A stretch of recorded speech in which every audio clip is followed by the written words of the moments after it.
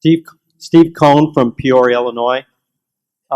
First of all, I just had my first dilly bar a half an hour ago, and thank you for introducing me to that. Good. They'll sell you a second, too.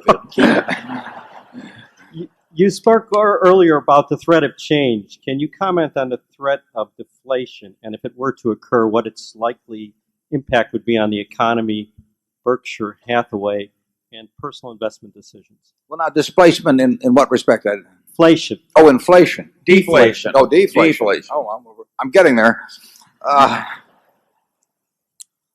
I think it's very, very unlikely, but I have been wrong consistently now for a decade or more about the degree to which inflation has at least been tamed for that period. I would have expected, if you'd showed me all the other things that were going to happen in the world in the last 10, if I'd seen that ahead of time 10 or 15 years ago, I would have thought we would have had more inflation. So I have trouble envisioning a world of where the U.S. experiences deflation, but my record is not great on that.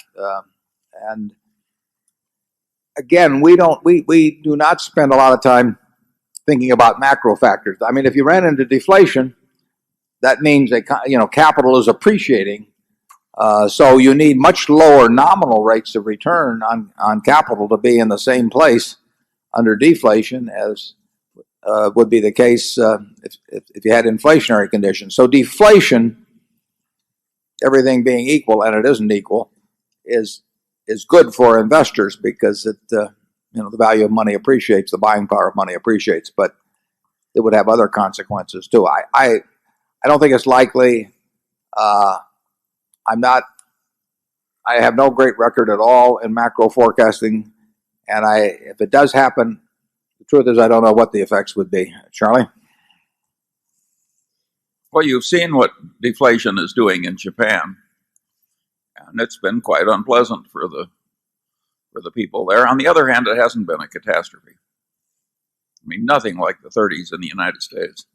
No, and actually in Japan, if you'd owned long bonds, you would have had a tremendous bonanza from deflation because the value of your bonds would have gone up dramatically as interest rates came down, and then that money in turn would buy more. So it was a very, if you happen to be the person that owned longer bonds issued at higher coupons some years back, that's worked to your advantage.